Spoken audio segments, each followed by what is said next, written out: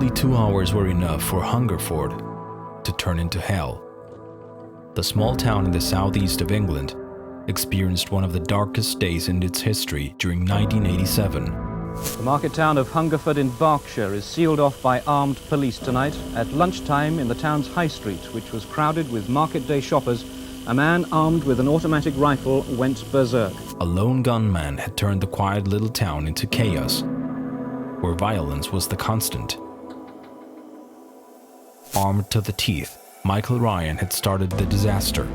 It was one of the deadliest shootings in British history. Nobody knows what made loner Michael Ryan a ruthless killer, but it started here at Savernake Forest in Wiltshire at 11 this morning. The deaths followed one after another in just a matter of minutes. It was all random. Ryan had no clear objective other than the idea of taking as many lives as possible. According to the Chief Constable of Thames Valley Police, at least 9 people have been killed and 14 injured. The majority were shot in the high street. One of those killed was a policeman. Michael was incessantly reloading his weaponry as he strolled through the busy streets of Hungerford. There, while all was chaos, he would meet his nearest and dearest, and clouded by bloodlust, he would make the worst mistake of his life. And there's a son carrying 2 rifles and a handgun, clearly having done something absolutely terrible.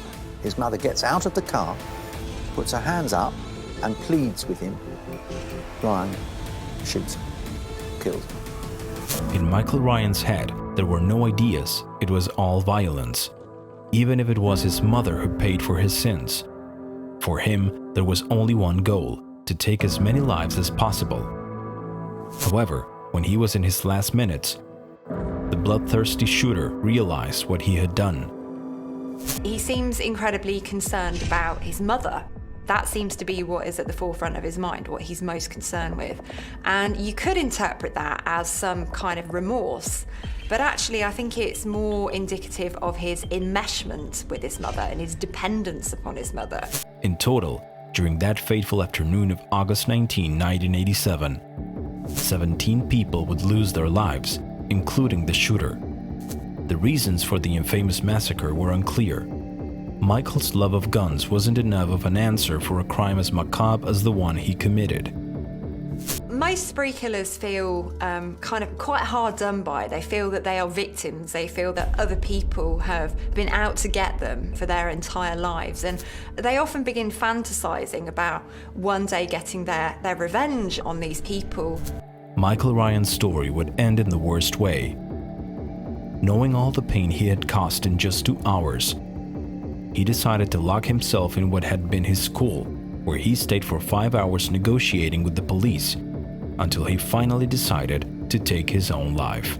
Eso podría ser algo como una fuga de la realidad por parte de esta persona, disociado completamente. Por ende hay una otra parte que toma un control de mi comportamiento, y esta parte es la que comete estas acciones. Entonces, una vez retoma el grado de conciencia normal la persona, ahí es cuando aparece la culpa. I walked up there in the evening to ensure she was okay, and there wasn't a soul about. People were just shocked and just remained at home. Somebody told me after there's a report that people in Hungerford were cheering and singing because they heard that Michael Ryan had been killed. Hungerford had a black day. A town that was used to being a peaceful place made all the headlines for the bloodthirsty crime, one that went down in the saddest pages of England's history.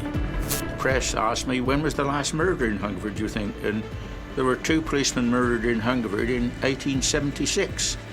And I said, well, I think 111 years ago. I don't know anyone since then.